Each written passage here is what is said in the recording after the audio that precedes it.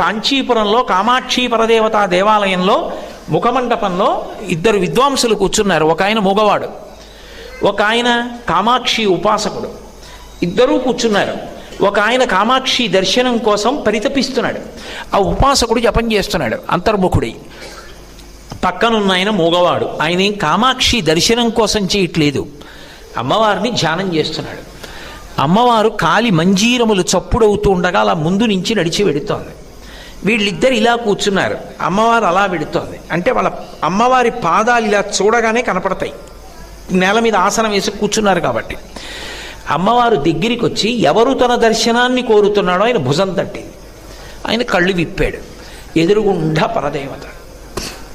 ఆవిడంది, అమ్మ ఎప్పుడు తాంబూల చర్వణం చేస్తుంది, మహాపతివ్రత లక్షణం అది. ఆవిడ వెంటనే తాంబూలపు పిడచ తీసి నోరు తెరింది. ఆయన అన్నాడు, చీ ఆడదాని ఎగ్గిది అన్నాడు. ఆవిడ నవ్వింది. పక్కనున్న మూగ ఆయన ఈ సవ్వడికి కళ్ళు తెరిచి చూశాడు. ఇలా చూసింది ఆవిడ. ఆయన నోరు తెరిచాడు. ఆయన నోట్లో తాంబూలపు పిడచ ఉంచింది. వెంటనే ఆయన అమ్మవారిని అలా కూర్చునున్నవాడు కూర్చున్నట్టే ఆ పాదాల వంక చూసి గొక్క తిప్పుకోకుండా 100 శ్లోకాలు చెప్పాడు. పాదారవింద శతకమైంది. అమ్మవారిని ఇలా చూశాడు, అటు నిలబడి ఉంది కదూ, ఇటు శ్లోకాలు చెప్తున్న వాడిని ఇలా క్రీగంట చూసింది. ఆవిడ కటాక్షం అంటారు, పొట్టి చూపు. ఇలా చూసిన చూపు పొట్టి చూపు, ఇలా చూసిన చూపు పొడుగు చూపు. ఆవిడ అటు నిలబడి ఉంది, ఇటు చూసింది ఇలా తల తిప్పకుండా. ఆ కటాక్షం మీద 100 శ్లోకాలు చెప్పాడు. కటాక్ష శతకమైంది. అమ్మవారు చిన్న నవ్వు నవ్వింది, చూశాడు ఇలా. ఆ చిరునవ్వు మీద 100 శ్లోకాలు చెప్పాడు. మందస్మిత శతకమైంది. అమ్మవారి పెద్దరికం మీద 100 శ్లోకాలు చెప్పాడు. ఆర్యాశతకమైంది. అమ్మవారిని స్తోత్రం చేశాడు 100 శ్లోకాల్లో. స్తుతి శతకమైంది. 500 కలిపి మూక పంచశతి. అమ్మవారంది, ఏం కావాలి, నా మాట తీసేయి అన్నాడు. ఎందుకు తీసేయడం అంది. అమ్మా, నేను పుట్టుక చేత మూగవాణ్ణి, ఎప్పుడూ మాట్లాడలేదు, నీ అనుగ్రహం. నువ్వు తాంబూలపు పిడచ పెట్టావు, మాట్లాడాను.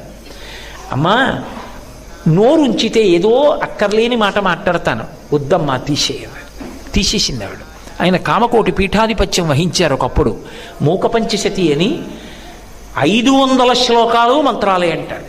ఇప్పటికీ నేను మీతో పరమసత్యం చెప్తున్నాను, అబద్ధాలు చెప్పు బతకవలసిన అవసరం నాకు లేదు. అమ్మవారి మీద మూకశంకరులు చెప్పిన ఒక్కొక్క శ్లోకాన్ని పారాయణ చేస్తే 9 గ్రహాలు కూడా మళ్ళీ అనుకూల స్థితిలోకి వచ్చేస్తాయని చెప్తారు. అవి కూడా దుష్ట ఫలితాలు ఇవ్వడం ఆపేస్తాయి. అటువంటి శ్లోకాలు చేశారు. పరమాద్భుతం. మూక పంచశతి అమ్మవారి మీద ప్రసంగం చెయ్యాలి అంటే అమ్మవారి అనుగ్రహం ఉన్నవాడు తప్ప మాట్లాడడు. అంత శక్తివంతం మూక పంచశతి. పరదేవత అనుగ్రహించలా, ఆవిడ ఉన్నది అని నమ్మాడైన. అంతే, మహాతల్లి తాంబూలం పెట్టి అనుగ్రహించింది. ఒకనాడు కాళిదాస మహాకవిని, ఆయనకి ఏం తెలుసు, నిరక్షర కుక్షి ఒకప్పుడు. అటువంటి వాడికి భార్య చెప్పింది, సర్వమంగళ ఆవిడ పేరు, వెళ్ళి కాళికా దేవాలయంలో కూర్చో, అమ్మవారు వస్తుంది, నాలుక బయటపెట్టు, బీజాక్షరాలు రాస్తుంది, హఠం చెయ్యి, నాకు సరస్వతీ కటాక్షం కావాలని. ఆయనకి విద్య అనడం కూడా రాదు, ఇద్య అన్నాడు. లోపల కూర్చున్నాడు గుడిలో. అమ్మవారు వచ్చేసింది ఉజ్జయినిలో. నాకు ఇప్పటికీ ఆ ఉజ్జయిని వెడితే, ఆ కాళికా దేవాలయానికి వెడితే ఎంత ఆనందంగా ఉంటుందో. అబ్బా, ఇక్కడ కదా పరదేవత అనుగ్రహించింది కాళిదాస మహాకవిని అని. కాబట్టి అంతటి మహానుభావుడు విద్య కావాలి అంటే నాలుక బయట పెట్టమంది, కుంచకోల పెట్టే రంధ్రంలోంచి బయట పెట్టాడు. బయట పెడితే బీజాక్షరాలు రాసింది. ఆయన తలుపు తీశాడు. మేకలు తోలుకునే వ్యక్తి, ఉన్నది అమ్మ అని నమ్మాడంతే. ఆ నమ్మకం, అదే భక్తి. అది లేకుండా ఎన్ని తెచ్చితే రొట్టంతా ఆవిడ పాదాల మీద వేస్తే ఉపయోగం. గభీరే కాసారే విశితి విజనే ఘోర విపినే విశాలే శైలీ చ భ్రమతి కుసుమర్ధం జనమతి సమర్పైతే చేతస్సరసిజముమానాధభవతే సుఖేనా వస్తాతుం జనయ నజానాతి కిమహో అంటారు శంకర భగవత్పాదులు. ఎవడిదమ్మన్నాడు రా రొట్టంతా? అసలు ఉన్నాడని నమ్మడం మొదలు పెట్టరా. ఉన్నాడని నమ్మి మనఃపుష్పాన్ని సమర్పించు, నీ వెంట పరిగెడతాడు ఈశ్వరుడు అంటారు. నమ్మాడు మహానుభావుడు, అదొక్కటే ఆయనకున్నది. అంతే, బీజాక్షరాలు రాసింది. తలుపు తీశాడు, ఎదురుగుండా కనపడింది తల్లి. ఆయనకి పరదేవత తత్వం అంతా ప్రకాశించింది. అంతే, మాణిక్యవీణాం ఉపలాలయంతీం మదాలసాం మంజులమగ్విలాసాం మహేంద్ర నీలద్యుతి కోమలాంగీం మాతంగకన్యాం మనసా స్మరామి. చతుర్భుజే చంద్రకళావతంసే కుచోన్నతే కుంకుమరాగశోణే పుండ్రేక్షు పాశాంకుశ పుష్పబాణహస్తే నమస్తే జగదేకమాతః అంటూ అమ్మవారిని ఆ శ్యామలాదండకంతో జై జననీ సుధా సముద్రం దహృజన్మణి ద్వీప సంరూఢ బిల్వాటవీ మధ్యకల్పద్రుమా కల్ప కాదంబ కాంతార వాసప్రియే కృత్తి వాసప్రియే సర్వలోక ప్రియే సాదరారబ్ధ సంగీత సంభావనా సంభ్రమాలోక నీపస్రగాబద్ధ చూళీచనాదత్రికే సానుమత్పుత్రికే శేఖరీభూత శీతాంశురేకామయూఖావళీనగ్ధ సుస్నిగ్ధ నీలాలక శ్రేణి సంభావితే లోక సంభావితే అంటూ సర్వ ముద్రాత్మికే సర్వవర్ణాత్మికే అని అక్షరాలన్నీ నీ స్వరూపమైన అమ్మవారి యొక్క తత్వం అంతా చెప్పి దండక స్వరూపంతో స్తోత్రం చేశాడు. ఏమి తక్కువ శక్తిని ఇచ్చింది ఆ కాళిదాస మహాకవికి? ఇప్పటికీ పెద్దలు పరిహాసాస్పదంగా ఓ మాట చెప్తారంటే అంతటి వాడు లేడని కాదు దాని ఉద్దేశ్యం. అంటే కాళిదాస మహాకవి గొప్పతనం చెప్పడానికి ఓ మాట అంటారు. మనం పూజ చేసేటప్పుడు అనామిక అని ఒక వేలుని వాడతాం. ఆ అనామిక అంటే రెండో వేలు. ఆ వేలికి అనామిక అని పేరు ఎందుకు వచ్చింది అని అడిగారు.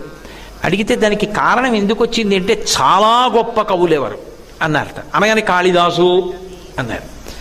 రెండో పేరు చెప్పండి అన్నారు.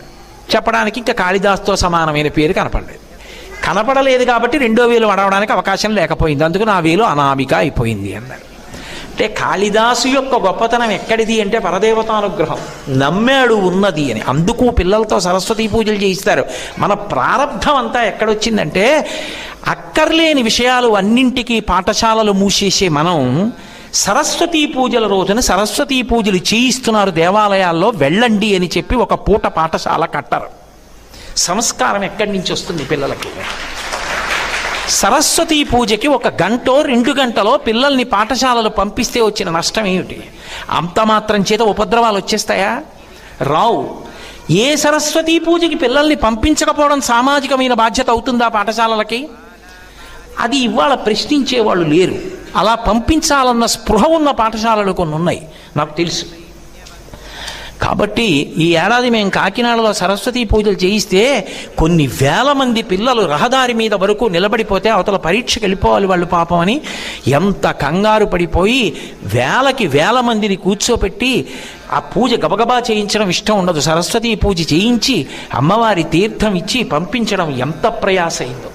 సమాజంలో కొన్ని విషయాల పట్ల నిష్ఠ, దాని పట్ల కర్తవ్యత, దీక్ష కూడా పెద్దలందరికీ కూడా అవసరం అవుతుంది. ఎందుకంటే పిల్లలకి మనం నేర్పకపోతే సంస్కారం ఎక్కడి నుంచి వస్తుంది? దానికి అవసరం సరస్వతీ పూజ. కాబట్టి మహానుభావుడయ్యాడు. ఎంత గొప్పవాడయ్యాడు అంటే నేను అన్నాను కాబట్టి ఆపుకోలేక ఏదో 1-2 విషయాలు ప్రస్తావన చేస్తాను. కాళిదాసు భోజరాజు గారి దగ్గరికి వెళ్ళేటటువంటి సమయానికి ఏకసంతాగ్రాహి, ద్విసంతాగ్రాహి, త్రిసంతాగ్రాహి అని చెప్పి 3 ఉండేవారు. వాళ్ళు 3 చాలా చమత్కారం. ఎవరైనా వచ్చి కొత్తగా శ్లోకం చెప్పారనుకోండి, ఏకసంతాగ్రాహి వెంటనే పట్టుకుంటాడు. పట్టుకుని ఇది నువ్వు ఇప్పుడు చెప్తున్నట్లు, నువ్వు రచన చేసినట్టు చెప్తున్నావు, తప్పు, ఇంతకు ముందే రాశారని మళ్ళీ చెప్పేవాడు. ఎందుకంటే ఒకసారి విన్నాడు కదా. అసలు చెప్పిన ఆయన ఈయన చెప్తే 2 మాటలు వింటే చెప్పగలిగిన వాడు చెప్పేవాడు. 3 మాటలు అవగానే 3వ వాడు చెప్పేవాడు. సిగ్గుతో తలంచుకొని అవతల ఆయన వెళ్ళిపోయేవాడు. ఏ కవిని భోజరాజు దగ్గరికి వెళ్ళనిచ్చేవారు కాదు. కాళిదాసు అమ్మవారి యొక్క అనుగ్రహం ఉన్నవాడు. ఆయన కనిపెట్టాడు వీళ్ళెవరు వెళ్ళనివ్వట్లేదు భోజరాజు దగ్గరికి అసలైన వాళ్ళని అని. ఏది శ్లోకం చెప్పు చూస్తాం, రాజుగారి సభలో ప్రవేశపెట్టండి, రాజదర్శనం చేయించండి అని అడిగాడు ఏకసంతాగ్రాహిని. ఆయన అన్నాడు ఏది ఓ శ్లోకం చెప్పన్నాడు. ఈయనన్నాడు అస్థివత్ బకవశ్చైవ చల్లవత్ తెల్ల కుక్కవత్ రాజతే భూజతే కీర్తి పునఃసన్యాసిదంతవత్ అన్నాడు.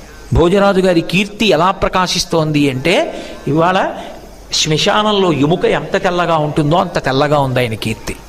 బకవశ్చైవ, కొంగ ఎంత తెల్లగా ఉంటుందో అంత తెల్లగా ఉంది. చల్లవత్, మజ్జిగ ఎంత తెల్లగా ఉంటుందో అంత చల్లగా ఉంది. తెల్ల కుక్కవత్, శ్లోకం అలా చేశాడు. తెల్ల కుక్క అంత తెల్లగా ఉంది. అంతేకాదు సన్యాసి పళ్ళంత తెల్లగా ఉంది. నేను దాని మీద ఎక్కువ వ్యాఖ్యానించడం బాగుండదు కాబట్టి అంత తెల్లగా ఉంది భోజరాజు గారి కీర్తి. అంటే ఈ ఏకసంతాగ్రాహి విని ఇవాళ రాజ్యంలో ఉన్న కవులు ఇంత చౌకబారు రచనలు చెప్తున్నారు అని భోజరాజు తెలుసుకొని మనని బాగా గౌరవిస్తాడని రేపు సభలో నీకు రాజదర్శనం చేయిస్తానన్నాడు. కాళిదాసు ఆయన మాట్లాడిన 4 మాటల్లో గమనించాడు, ఈయనకి నత్తి ఉంది, జకారం టకారం డకారం బాగా పలకం, పట్టుకోలేడు, దాంతో శ్లోకం చెప్తాడు. తీరా తీసుకెళ్ళాడు భోజరాజు దగ్గరికి. ఏది చెప్పు ఈ మహారాజా, ఇతను కొత్త కవి, మీ మీద శ్లోకం చెప్తాడన్నాడు. చెప్పమన్నాడు భోజరాజు గారు. కాళిదాసు గారికి తెలుసు కదూ, షడ్జామజ్జ కరజ్జ వీజ్జ వసుధాజ్జలాంశ్చ మజ్జా కిరీట్ కిట్కేట్ కిట్కిధరీ ఖణఖణ ఖజ్జూర విద్వద్భ్రమ లుభ్రం లుభ్రమ లుభ్ర లుభ్ర ఉపయాద్గ్ర గ్ర గ్ర షణ్ణం గ్రహ గ్రత పాదౌ టేటి పటేటి టేటి కురత సత్యప్రసాదయ అన్నాడు. అంత జకారం డకారం టకారంతో కూడినటువంటి శ్లోకాన్ని చెప్పేటప్పటికీ ఏకసంతాగ్రాహికి వెంటనే మతిపోయింది. ఆయన మాట్లాడడం మర్చిపోయాడు. వెంటనే వెనక వాళ్ళు ఆగిపోయారు. మహారాజు కాళిదాసు చెప్తున్న ఒక్కొక్క శ్లోకానికి ఒక్కొక్క దిక్కు తిరిగాడు. 4 దిక్కులు తిరిగేటప్పటికీ వాళ్ళకి అర్థం కాలేదు. సభలో ఉన్న వాళ్ళకి ఎందుకు తిరిగానో తెలుసా అని అడిగాడు కాళిదాసుని. ఒక్కొక్క శ్లోకానికి ఒక్కొక్క దిక్కునున్న రాజ్యాన్ని నాకు ధారపోశారు, బ్రాహ్మణుణ్ణి నాకెందుకు, మీరే ఏలండి అన్నాడు. అమ్మవారి కటాక్షం ఉన్నవాడికి అటువంటి కవిత్వం వస్తుంది. ఆ తల్లి అనుగ్రహం కలగాలి. కానీ చీకటి ఎంతసేపు అండి, స్విచ్ ఇలా నొక్కేవరకే. ఒకసారి స్విచ్ చేశాక చీకటేది. ఒకసారి శారదా కటాక్షం కలిగిన తరువాత ఇక తెలియని విషయమే ఉంది. అంతటి మహానుభావుడయ్యాడు. ఎన్నిసార్లు అమ్మవారు ఆయన్ని, ఎన్ని మాటలు ఆయన మాట నిజం చేసిందో ఇది మీరు బాగా గమనించాలి. సరస్వతీ కటాక్షం ఉన్నవాడికి ఉండే ప్రజ్ఞ ఏమిటంటే యోగి అవుతాడు. అందుకే ఆయన నిజం చెప్పాడనకూడదు, ఆయన అన్నది నిజమైపోతుంది. ఆయన నోటితో ఓ మాట అన్నాడు అనుకోండి, అది నిజం అవుతుంది. మీరేం దాన్ని సాధారణంగా పరాకుగా తీసుకుని వెటకారాలు అవి ఆడకూడదు. అందుకే హనుమ సుందరకాండలో ఒక మాట అంటే అది సత్యమైంది. రాముడు వస్తాడు, సుగ్రీవుడు వస్తాడు, నెయ్యమస్తి పురీం లంకా నయూయం నచరావణ, ఈ లంక ఉండదు, ఈ రావణుడు ఉండడు అన్నారు. యోగి మాట నిజమైంది రామాయణంలో. సరస్వతీ కటాక్షం ఉన్న యోగి ఆ మాట అంటే అది నిజమవుతుంది. ఒకప్పుడు కాళిదాసు గారిని భోజరాజు నుంచి దూరం చేయాలని విశ్వప్రయత్నం చేశారు. చేసి చాడీలు చెప్పారు ఆయనకి. ఆయన మీకు తెలుసు కదా, ఏదో వేశ్యాలంపటత్వంలో ఉన్నాడు, దానికి చాలదన్నట్లుగా ఇప్పుడు చేపలు కూడా తింటున్నాడు అన్నారు. ఏదో ఒకటి కల్పించి చెప్తే నమ్ముతాడు భోజరాజని. కాళిదాసుకి ఇది తెలిసింది. ఆయన సర్వజ్ఞుడు, అమ్మవారి అనుగ్రహం ఆయనకి తెలియకపోవడం ఏమిటి. వీళ్ళ ఆట పట్టించాలా, ఆయన నిజంగానే చేపలు కొనుక్కోవడానికి అక్కడికి వెళ్ళాడు చూద్దామని. పెద్ద పెద్ద చేపలు కొని చంకలో పెట్టుకున్నాడు, ఓ సంచిలో పెట్టి. దాంట్లోంచి నీళ్లు గారుతున్నాయి. తిన్నగా ఈ బ్రాహ్మణులు చూశారు, అబ్బా నిన్న మనం ఏదో చాడీ చెప్పాం కానీ వాళ్ళు నిజంగా దొరికాడు రా చేపలు కొనుక్కుంటూ అని. ఇప్పుడే రమ్మంటున్నారు భోజరాజు గారు, ఎలా ఉన్నావో అలా రమ్మంటున్నారని చేయి పట్టుకు తీసుకెళ్ళారు. భోజరాజుకు ముందే చెప్పారు, అయ్యా చేపలు కొంటుంటే పట్టుకున్నామండి, తీసుకొచ్చాం. చూశాడు భోజరాజు, ఆశ్చర్యపోయాడు. నిజమే, తోకలు కనపడుతున్నాయి, చంకలో చేపలు ఉన్నాయి. ఆయన అన్నాడు, కక్షేకిం అన్నాడు. ఏమిటి చంకలో పెట్టుకున్నావు అన్నాడు. ఆయన అన్నాడు, పుస్తకం. పుస్తకం పట్టుకున్నాను అన్నాడు. ఓ పుస్తకమా అని ఆయన అన్నాడు. రసం కిం, అందులోంచి ఏదో ద్రవం ఊరుతోందే, ఏమిటది అని అడిగాడు. నీళ్లు గారుతున్నాయి చేపల్లోంచి, ఏమిటవి అన్నాడు. అంటే కావ్యార్థ సారోదకం, అది కావ్యంలో ఉన్నటువంటి సారం అలా కారుతోంది మహారాజా. ఓ గంధం కిం, ఏదో వాసన వస్తోందే, ఏమిటది అన్నాడు. మహారామరావణ సంగ్రామ రంగోద్భవం, రామరావణుల మధ్య యుద్ధం జరిగినప్పుడు ఆ యుద్ధ భూమిలో పైకి లేచిన దుమ్ము యొక్క వాసన మహారాజా అన్నాడు. ఓహో పుచ్చక్కిం, అదే తోక కనపడుతోందే అన్నాడు. ఆయన అన్నాడు, తాళపత్ర రచితం, తాళపత్రాల మీద రచింపబడినటువంటి పుస్తకం ఇది అన్నాడు. ఆహా ఏం పుస్తకం అన్నాడు. కిం పుస్తకం, ఏం పుస్తకం అంటే ఆయన అన్నాడు, హే రాజన్, భూసుర దైవతైశ్చ పఠితం రామాయణం పుస్తకం. భూసురులు, బ్రాహ్మణులు, దేవతలు కూడా చదివే పుస్తకం రామాయణం ఇది అన్నాడు. ఓహో అలాగా, ఏది అన్నాడు. ఇలా తీసి చూపించాడు. తాళపత్ర గ్రంథాలతో రామాయణ గ్రంథమైంది. సరస్వతి కటాక్షం అంటే యోగి పుంగ ఉండి చేస్తుంది. ఆయన నోటి వెంట అలవోకగా వచ్చిన మాట సత్యమైపోతుంది. అంత తత్వం ప్రకాశిస్తుంది. అదేం మాటలు కాదు సరస్వతీ కటాక్షం. ఇందుకు శంకర భగవత్పాదులు వెంపర్లాడారు, నా దేశానికి సరస్వతీ కటాక్షం కావాలని. మీరు పెద్ద మనసున్న ఎవరైనా సరే ఇదే కోరారు దేశానికి. రవీంద్రనాథ్ ఠాగూర్ విశ్వకవి, సాహిత్యానికి నోబెల్ ప్రైజ్ పొందిన ఏకైక వ్యక్తి. అటువంటి మహానుభావుడు కూడా where the mind is without fear and the head is held high, where the world has not been broken up into fragments by narrow domestic walls to the my country అని ప్రార్థన చేశాడు. సరస్వతీ కటాక్షాన్నే ప్రార్థన చేశారు మహాత్ములందరూ కూడా. అందుకే ఆ సరస్వతీ కటాక్షం మనిషిని ఎంత స్థాయిలోనైనా నిలబెడుతుంది. ఆ అనుగ్రహం కలిగిన తరువాత ఇక తడువుకోవడానికి ఏమీ ఉండదు. ఆవిడ అనుగ్రహం వస్తే ఎలా వస్తుంది అంటే ఉప్పెన వస్తే ఎలా వస్తుందో అలా వస్తుంది. అందుకే రామకృష్ణ పరమహంస అంటారు, వైరాగ్యం వస్తే పెద్ద ప్రవాహంలా వస్తుంది తప్ప బొట్టు బొట్టు నీళ్ళలా రాదంటారు. సరస్వతీ కటాక్షం వచ్చినా అంతే తప్ప బొట్టు బొట్టు సరస్వతీ కటాక్షాలు ఉండవు. వస్తే సరస్వతీ కటాక్షం ఒక పెద్ద వరద అంతే, అలా వస్తుంది. అందుకే మీరు చూడండి, దేవీ భాగవతంలో ఒక ఆఖ్యానం ఉంటుంది, ఉపాఖ్యానం. అందులో దేవదత్తుడు అని ఒక బ్రాహ్మణుడు, ఆయన పుత్ర సంతానం కోసం అని చెప్పి పుత్రకామేష్టి చేస్తూ గోభిలుడు అని ఆయన్ని ఉద్గాతగా నియమిస్తాడు. ఉద్గాత సామగాన పఠనం చేస్తాడు. సామగానం దమ్ము పట్టి చెయ్యాలి కాబట్టి అప్పుడప్పుడు ఊపిరి పీల్చుకోవడంలో తేడా వస్తే స్వరభంగాన్ని అనుమతిస్తారు. ఆయన సామగానం చేస్తుంటే స్వరభంగం అయింది. దేవదత్తుడికి కోపం వచ్చింది. మూఢుడా, నేను మంచి కొడుకు కోసం అని చెప్పి యజ్ఞం చేస్తుంటే నువ్వేమో స్వరభంగం చేశావన్నాడు. సామగానం చేసేటప్పుడు స్వరభంగం అవుతుంది, తెలియకుండా నన్ను మూఢుడా అన్నావు, మూఢుడు జన్మించుగాక అన్నాడు. ఇంత పుత్రకామేష్టి చేస్తే మూఢుడా కొడుకు నాకు పుట్టేది, మన్నించమని కాళ్ళ మీద పడ్డాడు. మూఢుడే పుడతాడు, తర్వాత సరస్వతీ కటాక్షం విద్వాంసుడు అవుతాడు అన్నాడు. పుట్టాడు కొడుకు, ఉతథ్యుడు అని పేరు పెట్టాడు.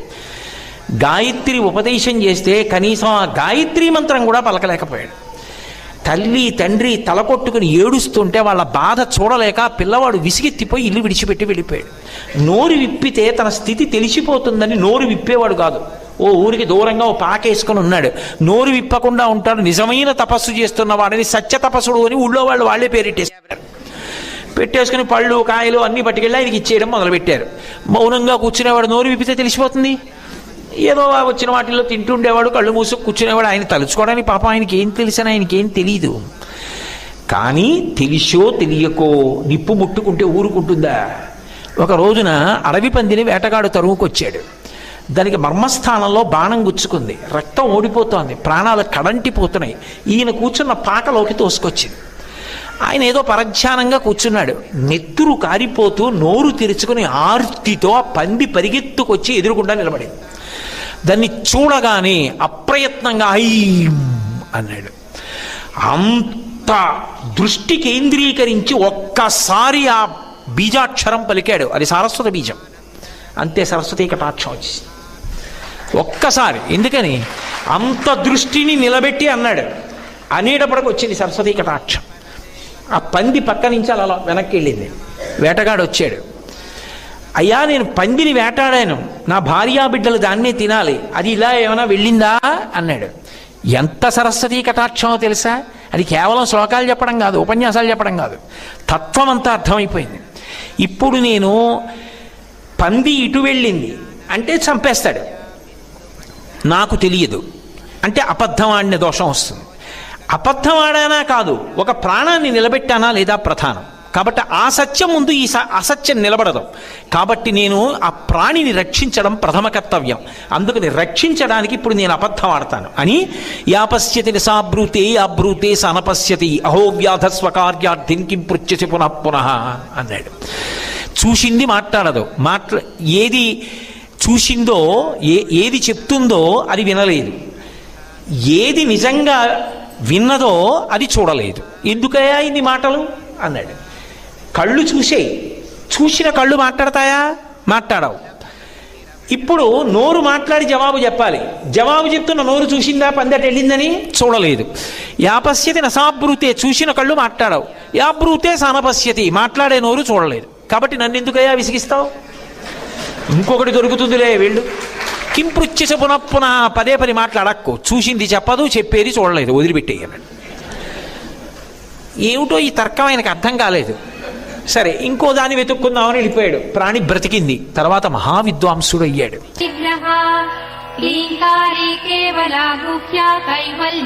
ఒక్క అక్షరం తెలిసో తెలియకో ఆవిడ అనుగ్రహానికి సంబంధించిన బీజాక్షరం పలకడం ఆయన యొక్క వైభవానికి అంత విద్వాంసుడు అవడానికి కారణమైంది. అందుకే ఆమె యందు ఆ బుద్ధి కలిగిన వాడు ఎవరుంటాడో వాడికి సరస్వతి ప్రవాహం కింద వస్తుంది.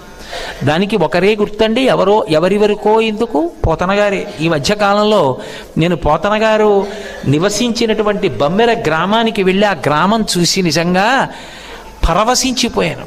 ఇవాళ కనీసం ఆయన ఉన్న ఇల్లు యొక్క ఆనవాలు కూడా లేదు. కానీ వాళ్ళ అమ్మగారి పేరు మీద ఉన్నటువంటి దిగుడు బావి, ఆయన రోజు దర్శనం చేసుకున్న శివాలయం ఉన్నాయి. ఎంత పారవశ్యంతో ఎంత భక్తితో చేసుకున్నారో నిజంగా. ఎంతటి మహానుభావుడు! అంత భాగవతాన్ని అన్ని స్కందాలు ఆంధ్రీకరించారంటే ఎక్కడది ఆయనకు ఆ శక్తి? సరస్వతీ మంత్రాలు ప్రధానంగా 11 మంత్రాలు ఉన్నాయి. ఆ 11 మంత్రాలకి 11 ధ్యాన శ్లోకాలు ఉన్నాయి. 11 ధ్యాన శ్లోకాల్లో ఉండేటటువంటి వైభవాన్నంతటినీ కలిపి ఆయన తీసుకొచ్చి ఒక్క పద్యం కింద రచన చేశారు. రచన చేసి మనకు అందించారు. అసలు నిజానికి ప్రతి పిల్లవాడికి ప్రతి పాఠశాలలో ఆ పద్యం ప్రతిరోజు చదువుకోవడం నేర్పాలి. 11 సరస్వతీ మంత్రముల ధ్యాన శ్లోకముల సమాహార స్వరూపంగా పిండి పోతనగారిచ్చారు. మహాద్రష్టయే మహానుభావుడు. శారద నీరదిందు ఘనసార పటీరమరాళ మల్లికాహార తుషార భేర రజతాచలకాశ ఫణీష కుంద మందార సుధాపయోధిసిత తామర సామర వాహిని శుభాకారత నొప్పు నిన్ను మది కానగనెన్నడు కల్గు భారతి అంటారు. అవి సర్వశుక్లా సరస్వతి అని. పోతనగారు చేసినటువంటి ధ్యానానికి అమ్మవారు ఎంత అనుగ్రహించింది అంటే ఏ మామూలు ఆంధ్రీకరణ కాదు పోతనగారిది. పైకి ఒకలా కనపడుతుంది, లోపల గొప్ప శక్తి. అసలు భాషకి పట్టాభిషేకం చేశాడు కదండి. రామాయణంలో జయమంత్రం సంస్కృతంలో ఉన్నదాన్ని తెలుగు భాషలో చదువుతానంటే శక్తి రాదు. కానీ రుక్మిణీ కళ్యాణం సంస్కృతంలో ఉన్నది చదువుకుంటే ఎంత ఫలితమో తెలుగులో ఉన్నది చదువుకుంటే అంతే ఫలితం. గజేంద్రమోక్షం శ్లోకాలు సంస్కృతంలోవి చదివితే ఎంత ఫలితమో తెలుగులో పోతనగారు చేసినవి చదివితే అంతే ఫలితం. భాషలోకి మంత్రశక్తిని ప్రవహింపజేశారు పోతనగారు. ఒక చోటైతే పైకి కనపడదు, మంత్రాల్ని పద్యాలుగా తర్జుమా చేశారు ఆయన. ఓం ఐం హ్రీం శ్రీం శ్రీమాత్రే నమః అంటారు. శ్రీ విద్యా సంప్రదాయంలో ఏది మొదలుపెట్టినా ముందు ఆ మాట అంటాం, ఆ బీజాక్షరాలు పలుకుతాం. ఈ బీజాక్షరాల్ని తీసుకెళ్ళి పద్యం చేశారు ఆయన. అమ్మలగన్నయమ్మ ముగురమ్మల మూలపుటమ్మ చాలా పెద్దమ్మ సురారులమ్మ కడుపారడి బుచ్చినయమ్మ తన్ను లోనమ్మిన వేల్పుటమ్మల మనంబున ఉండెడి అమ్మ దుర్గ మాయమ్మ కృపాబ్ధి నిచ్యుత మహత్వ కవిత్వ పటుత్వ సంపదల్. మహత్వ ఓం, కవిత్వ ఐం, పటుత్వ హ్రీం, సంపదల్ శ్రీం. ఓం ఐం హ్రీం శ్రీం అమ్మలగన్నయమ్మ ముగురమ్మల మూలపుటమ్మ చాలా పెద్దమ్మ శ్రీమాత్రే నమః. ఇప్పుడు ఆ మంత్రం ఏమైంది? ఓం ఐం హ్రీం శ్రీం మహత్వ కవిత్వ పటుత్వ సంపదల్ అమ్మలగన్నయమ్మ ముగురమ్మల మూలపుటమ్మ పద్యంగా మారిపోయింది. పోతనగారికి అంత శక్తి ఎక్కడి నుంచి వచ్చింది? సరస్వతీ కటాక్షం, ఆ తల్లి అనుగ్రహం. ఆయన చేత తెలుగు భాషకే గౌరవం తెచ్చారు మహానుభావుడు పోతనగారు. అటువంటి వాంగ్మయం మనకు అందింది అంటే ఇవాళ తెలుగు భాష గర్వపడాలి. తెలుగువాడిగా పుట్టిన ప్రతివాడు నన్నయ్య, తిక్కన, ఎర్రాప్రగడ, పోతనగారులను చూసుకుని మురిసిపోవాలి. అటువంటి మహానుభావులు, భాషకి గౌరవం తెచ్చినటువంటి వాళ్ళు. దానికి కారణం సరస్వతీ కటాక్షం. సరస్వతీ కటాక్షం కలిగి తరించడమే అంత గొప్పదైతే, సరస్వతీ కటాక్షంతో 10 మంది మనసులు మారేటట్టుగా మాట్లాడగలిగినటువంటి వాగ్వైభవం కలగాలంటే, హృదయమునందు ఎంత సంస్కార వైభవం ఉన్నవాడైతే మాటకంత శక్తి వస్తుందో శంకరాచార్యుల వారు సౌందర్యలహరిలో చెప్తారు. 15వ శ్లోకం అనుకుంటాను నాకు సరిగ్గా జ్ఞాపకం ఉంటే. శరజ్యోత్స్నా శుద్ధాం శశియుత జటాజూట శరజ్యోత్స్నా శుద్ధాం శశియుత జటాజూటవతనాం అని ఆ శ్లోకం. వరత్రా సత్రాణ స్ఫటిక ఘటికా పుస్తకరాం సకృన్నత్వా నత్వా కథమివ సతాం సన్నిధతతే మధుక్షీరద్రాక్షా మధురి మధురీణా ఫణితయః అంటారు. శరజ్యోత్స్నా శుద్ధాం శశియుత జటాజూటమకుటాం. పరమాద్భుతమైన శ్లోకం. శంకరులకి శారద ఆ పేరంటే ప్రాణం.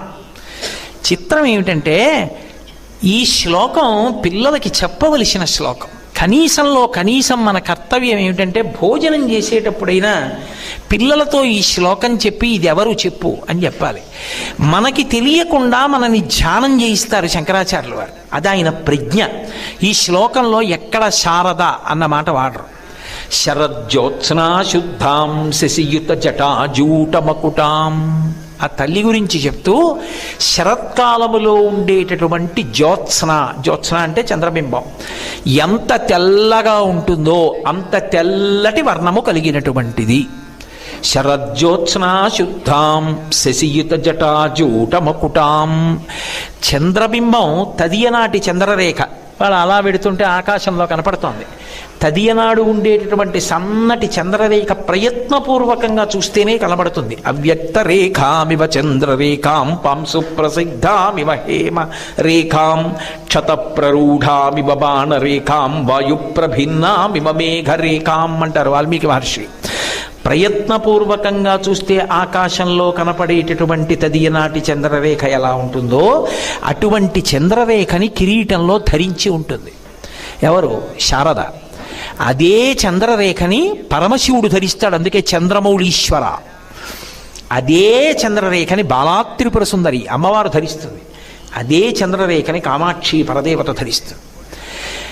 కాబట్టి శరజ్యోత్స్నా శుద్ధాం శశియుత జటాజూటమకుటాం.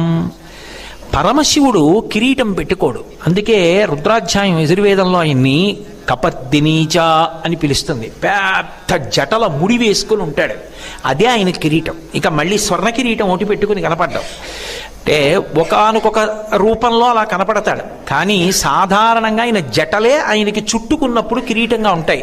అలా కపర్ది అని ఆ జటలు కిరీటంగా ఉన్నటువంటి శివస్వరూపాన్ని మనసులో ధ్యానం చేసి తీర్థయాత్రకు బయలుదేరితే ఎటువంటి ప్రతిబంధకాలు లేకుండా యాత్ర పూర్తవుతుంది అని. అటువంటి కపర్దీ స్వరూపంలో శివుడు కట్టుకుంటాడు జటాజూటం. తెల్లటి చంద్రరేఖ పెట్టుకుంటాడు. తెల్ల సితవపుహు, తెల్లటి శరీరంతో ఉంటాడు, అందుకే స్ఫటిక మణినిభం. సరస్వతీదేవి ముమ్మూర్తులా అలాగే ఉంటుంది శారద.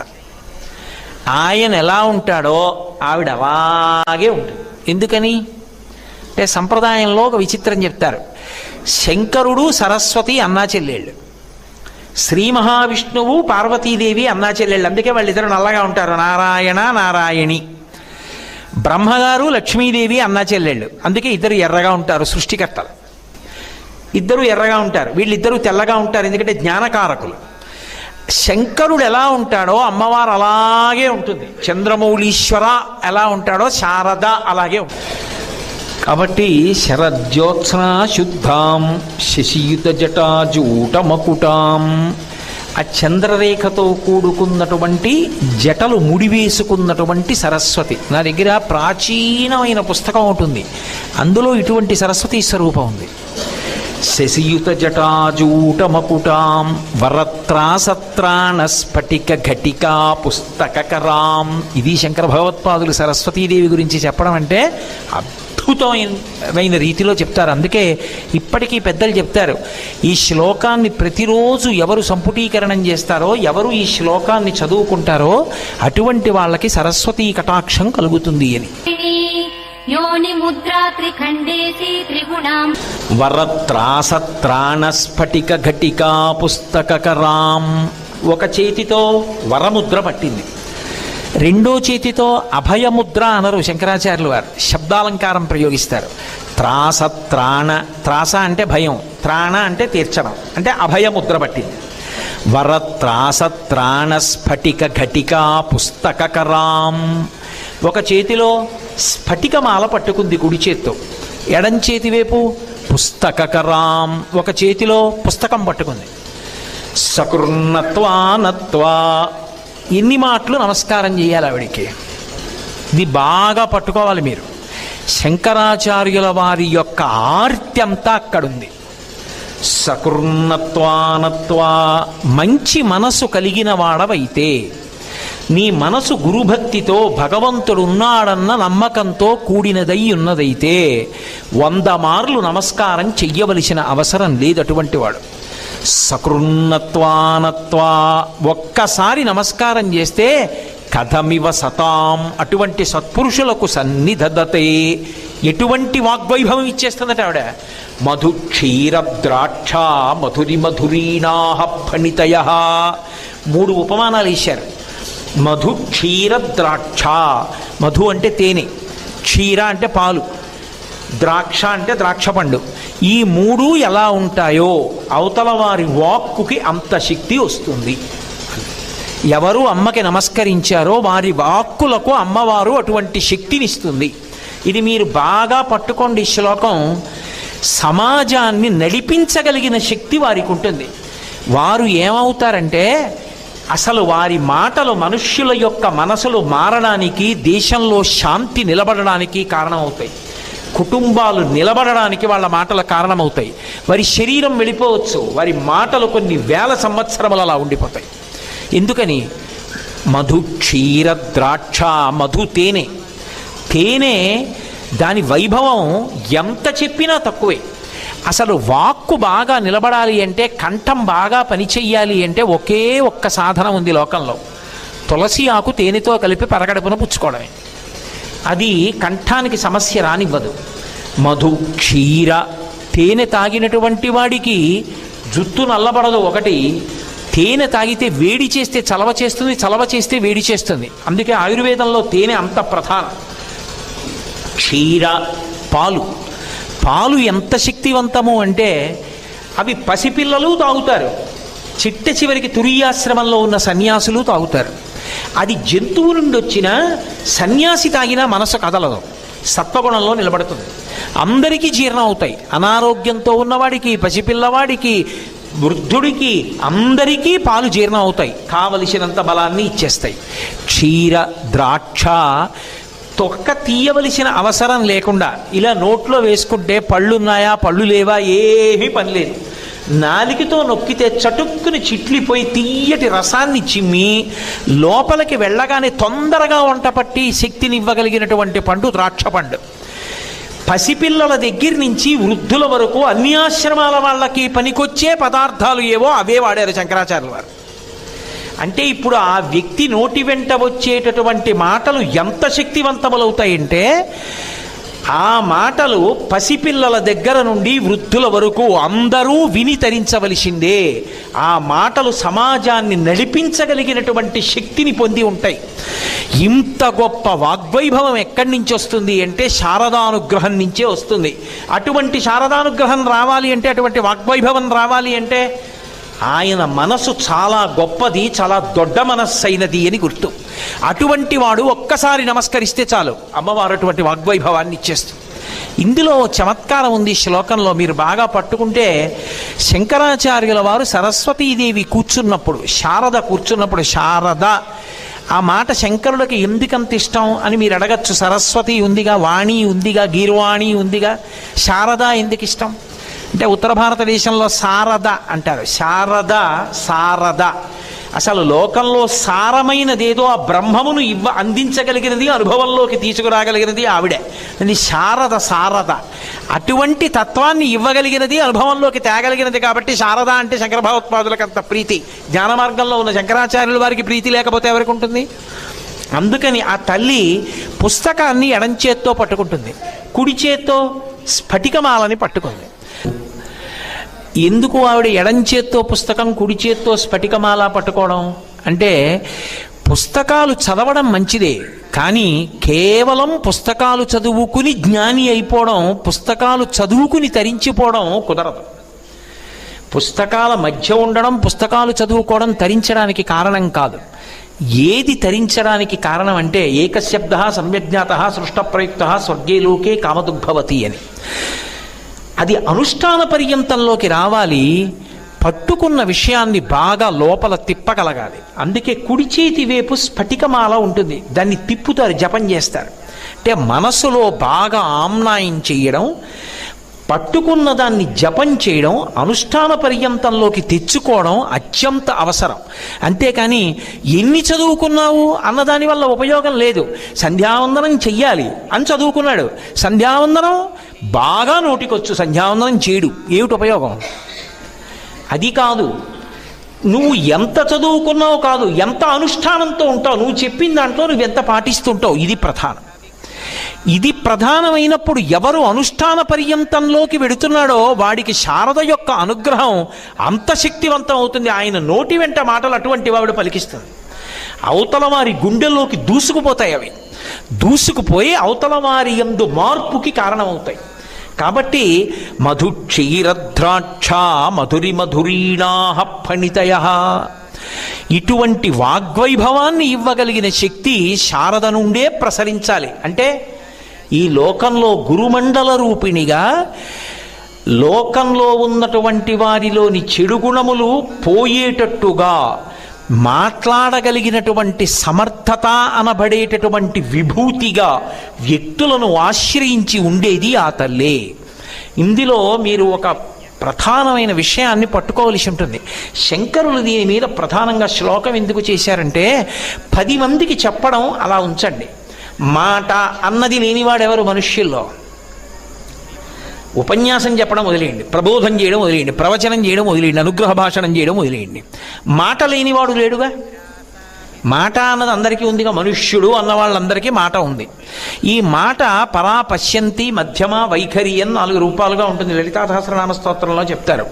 ఇందులో పరా పశ్యంతి మధ్యమ ఈ 3 మానవ ప్రయత్నంతో కూడుకున్నవి కావు. ఇందులో ఒక చమత్కారం ఉంటుంది. అమ్మవారు ఎప్పుడైనా సరే కింద నుంచి పైకి వెడుతున్నప్పుడు స్థూలం నుంచి సూక్ష్మం అవుతుంది. మూలాధార చక్రం దగ్గర కదిలి సహస్రారం వైపుకి వెడుతోందనుకోండి, వెడుతున్నప్పుడు ఒక భూతం కన్నా ఒక భూతం సూక్ష్మభూతం అవుతుంది. మీకు ఒక ఉదాహరణ చెప్పాలంటే మూలాధారం దగ్గర ఆవిడ పృథివీ స్వరూపంతో ఉంటుంది.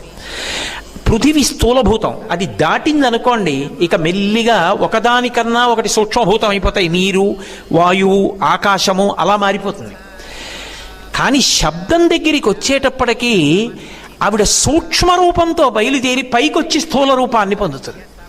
అందుకే వైఖరి వాక్కు స్థూల రూపం, సూక్ష్మ రూపం పరావాక్. పరావాక్కులో మన ప్రయత్నం ఏముండదు. మనం పలకడానికి మనం ప్రయత్నం చేస్తే అది పలకదు, సహస్రారంలో ఆలోచన కదులుతుందంతే.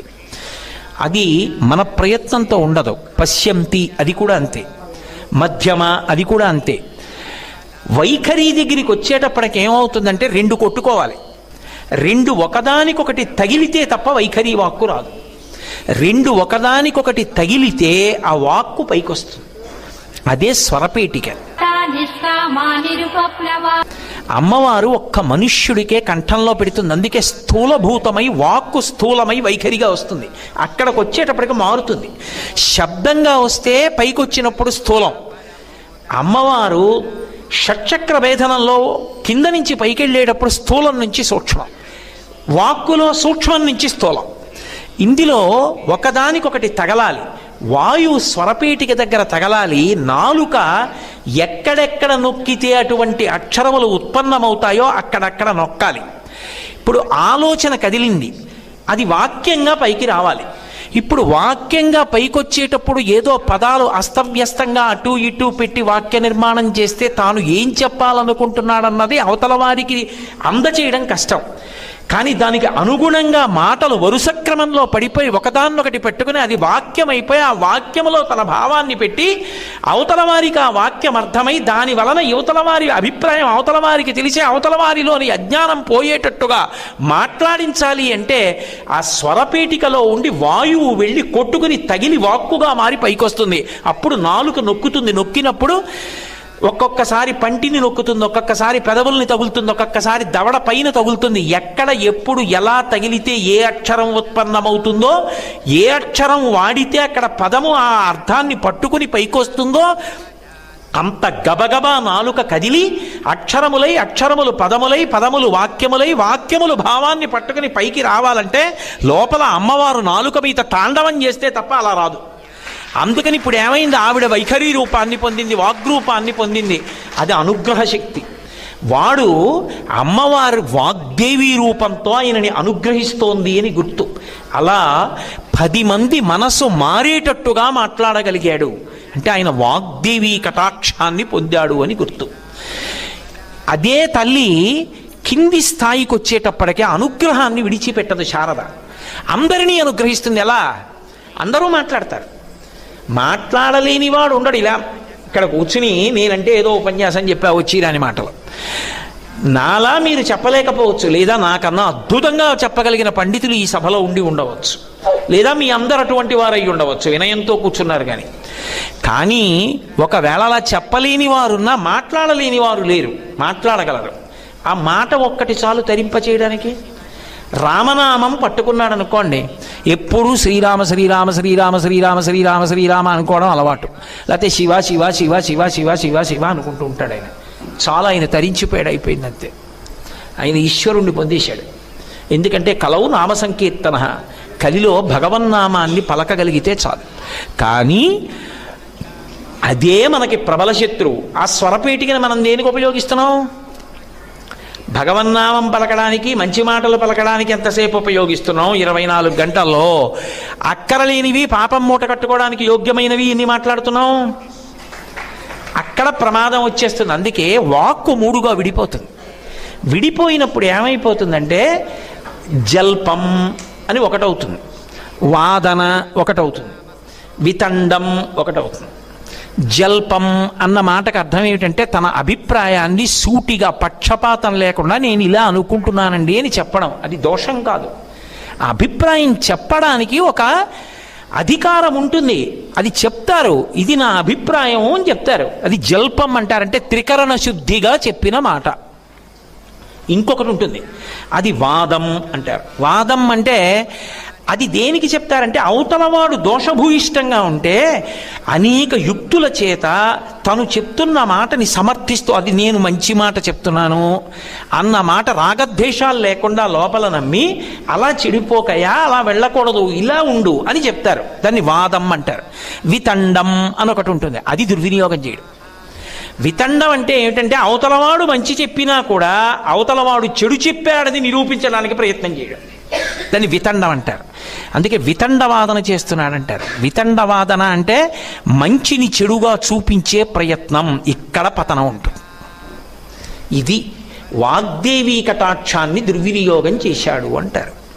వైఖరి వాక్కు అమ్మవారిస్తే, అందుకే శంకరాచార్యులు వారు అవతార పరిసమాప్తి చేస్తున్నప్పుడు శిష్యులు వచ్చి అడిగారు, మీరు మహాసముద్రం అంత వాంగ్మయం ఇచ్చారు, ఇది ఎప్పటికి చదువుతాం మేము, మాకు సూక్ష్మంగా చెప్పండి, ఏం చేయమంటారన్నారు. ఆయన ఒకటే చెప్పారు, వేదో నిత్యమధీయతాం తదుదితం కర్మస్వనుష్ఠీయతాం. మీరు వేదాన్ని రోజు చదవండి, వినండి, అలా కర్మ చెయ్యండి. మీకు నోరు ఉంది కదా అని చెప్పి వితండం చెయ్యకండి.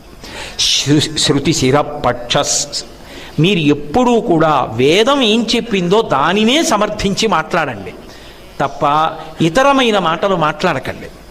ఇది వేదము యొక్క హృదయం. ఎందుకని అంటే వాక్కు దోషభూయిష్టమైపోతుంది. మీరు ఏది పడితే దాన్ని సమర్థించి మాట్లాడారనుకోండి, వాక్కు దోషభూయిష్టం అవుతుంది.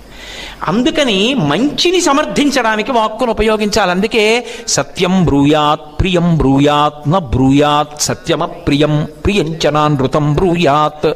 వాక్కు మీద అన్ని నిబంధనలు పెట్టడానికి కారణం అందుకుంది. అది అమ్మవారి యొక్క గొప్ప అనుగ్రహం. ఇప్పుడు రామనామం పట్టుకున్నాడు, తరిచిపోయాడు. అందుకే హరునకు విభీషణనకు అద్రిజకున్ తిరుమంత్రరాజమై కరిగిన హల్యకున్ ద్రుపదకంజకునత్తి హరించు చుట్టమై బరగిన ఎట్టి నీ పతితాపవన నామము నాదు జిహ్వపై నిరంతరము నటింపచేయుమి కదా చరధీ కరుణాపయోనిధి అంటాడు. మంచిని మంచిగా మాట్లాడాడు, మంచిని మంచిగా సమర్థించాడు.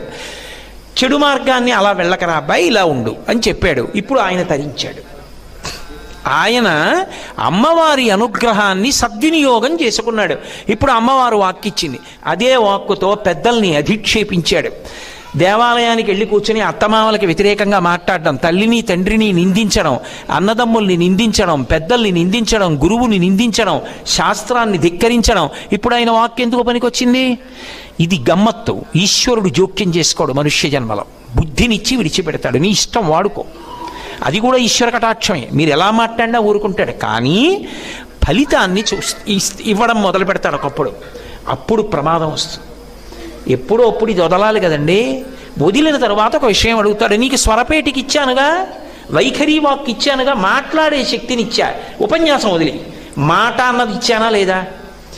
84 లక్షల జీవరాశులలో 83,99,999 జీవులకి నేను ఇవ్వలేదు. అవి రామనామని చెప్పలేవు, వాటి కర్మ అంతే. నీకు ఇచ్చాను, ఎన్ని మాటలు వాడావు? 74 ఏళ్ళు బతికావు, ఎన్ని మాటలు భగవన్నామని చెప్పావు? ఆయనకి తెలియని విషయమా? ఎన్ని మాటలు ధైర్యంగా వేద హృదయాన్ని సమర్థించావు? ఎన్ని మాటలు తప్పు త్రోవలో వెడుతున్న వాళ్ళని మంచి త్రోవలోకి వెళ్ళమని సహృదయంతో మాట్లాడావు?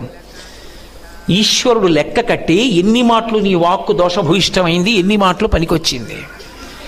ఎందుకు నీకు స్వరపేటిగా? అక్కర్లేదుగా. 10 మందిని పాడు చేయడానికి ఎందుకు అది?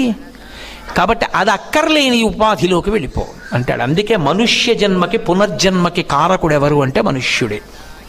అందుకే చిట్ట చివర వాసనాబలంగా మనసు దాన్నే పట్టుకుని వెళ్ళిపోతాడు. అదే ఈశ్వరుడు తీర్పు చేస్తాడు.